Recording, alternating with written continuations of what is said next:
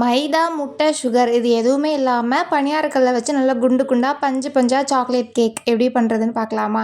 3/4 cup நல்ல வெதுவெதுப்பான பால், அது கூட 3/4 கப் நாட்டு சர்க்கரை, 1 டீஸ்பூன் வெனிலா எசன்ஸ் சேர்த்துட்டு, சர்க்கரை நல்லா பாலில் கரைஞ்சி வர்ற அளவுக்கு மிக்ஸ் பண்ணி எடுத்துக்கலாம்.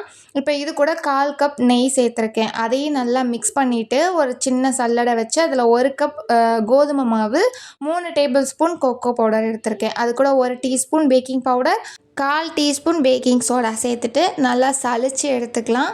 இதை விஸ்கு வச்சு இந்த மாதிரி நல்லா கட்டி இல்லாமல் மிக்ஸ் பண்ணி எடுத்துக்கலாம். மாவு இந்த அளவுக்கு நல்லா திக்காக இருக்கணும். இப்போ பேட்டர் ரெடி ஆயிடுச்சா? அடுத்து ஸ்டவ் ஆன் பண்ணி நம்ம பணியாரக்கல் வச்சுக்கலாம். எண்ணெயோ நெய்யோ எதுவுமே விட வேண்டாம். லோ ஃப்ளேமில் அடுப்பை வச்சுட்டு நம்ம மிக்ஸ் பண்ணியிருக்க கேக் பேட்டர்லேருந்து 3/4 அளவுக்கு ஃபில் பண்ணி மூடி போட்டு ஒரு 5லேருந்து ஒரு 7 நிமிஷம் அதை அப்படியே லோ ஃப்ளேம்லேயே வச்சு எடுத்தோன்னா சூப்பராக குண்டு குண்டாக பஞ்சு பஞ்சாக சாக்லேட் கேக் ரெடி ஆயிடுச்சு. வாயில் போகிறதே தெரியாது, அந்தளவுக்கு சாஃப்டாக இருக்கும். வீட்டில் கேக் சாப்பிட்ணும் போல் இருந்துச்சுன்னா இந்த ஓடிஜி அவன்லாம் தேவையில்ல. பணியாரக்கல் இருந்துச்சுன்னா இந்த மாதிரி சூப்பரான சாக்லேட் கேக் ரெடி பண்ணிடலாம்.